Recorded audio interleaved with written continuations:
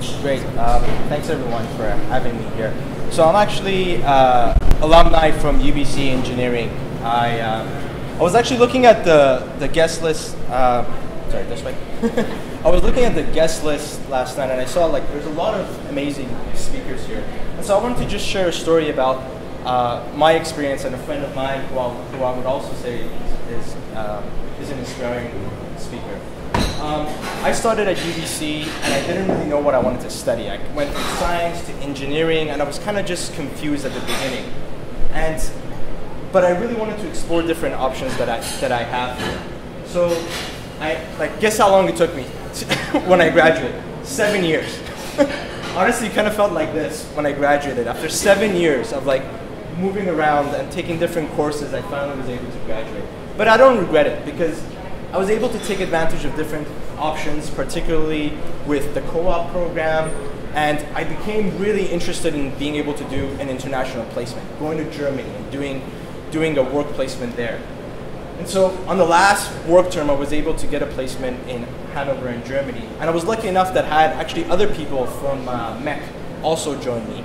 And so we went to Germany, and we lived in this nice house you see here, the five of us, and we lived together, we worked together, we had discussions together, we traveled around, and it really bonded us, and it really was a memorable experience for all of us since it has been finished. And we had the opportunity to go to different countries and travel around and have different kind of experiences.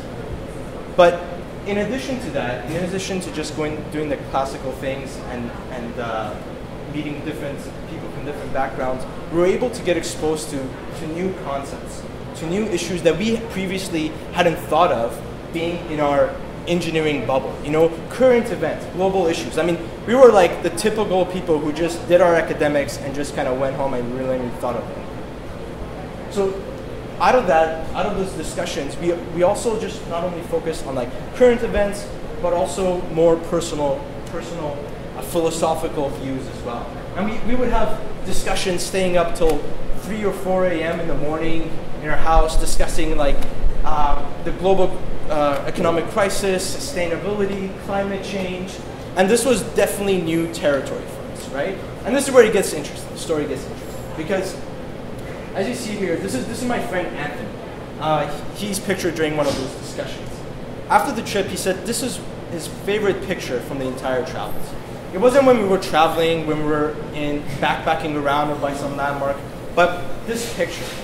Well, why is that? Because it captures what he would end up being dedicated to for the next few years.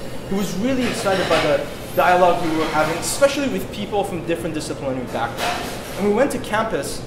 He was really excited to kind of create that kind of environment again. How do we get people from different departments to speak with each other? Which is ironic, which is kind of similar to this. So this was like 4 years ago. And so he came up with this new idea, like this idea that he wanted a discussion group, new collective insight, to be able to not only talk about external challenges like sustainability and climate change, but also touch up on like, you know, our own personal philosophical views. So how to create that space of discussion where both can exist, right? And we kind of became a little bit obsessed with it. We kind of overanalyzed it. We're trying to like find out different ways, like the way you can structure stuff, like World Cafe style versus a discussion like this. What kind of information comes out of it, right? And it didn't really happen as well as we thought it would happen here. But then afterwards, after a year we graduated, Anthony decided to go to Norway and to do a master's in industrial ecology. And again, he started to do this group again. He wanted to create this environment where people from all these different backgrounds could speak. And that kind of fell through again. Like he was trying to do this, but there wasn't the space for it, even though it was really inspired, because there were so many people. It was an international program, people from 30 different countries, from 30 different academic backgrounds. Even though it didn't happen, he was still interested in that idea of dialogue. And he became really obsessed with like watching TED Talks, right? He watched over 700 TED Talks, and he managed to get in contact with the TED organizers in his city in Trondheim in Norway, and he became actually the creative director of the TED Talks. And just last November, he hosted one of the largest events they had for TEDx events in Toronto. And this is a picture of him, well, in last November. And sometimes we Skype once in a while and catch up on like, you know, how did this all come together, right? Reflecting back on how did it come together, because it's amazing.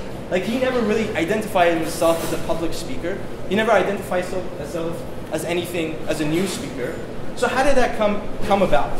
And I don't want to be like preaching to the choir here, because you all are very motivated. But I still think there's some lessons that we can kind of take from that story from Anthony. One is he challenged his identity. At university, you know, we come here, there's a lot of opportunities that we can take advantage of, but at the same time, we draw those boundaries around ourselves.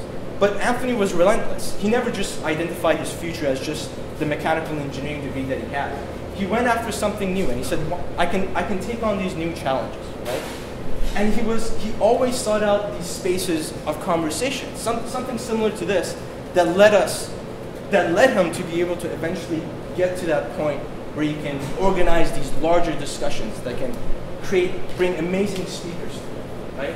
So I think we should, when we're thinking about our own education, to remember back about like the big questions that we want to ask, because upon high school graduation and university graduation, we get taught to ask the big questions. But everything in between, we kind of focus on the little spot, and we forget again to be able to think back on these bigger issues and think about how we want to create the dialogue around them that could actually create, which is actually happening right now. So it's great to see.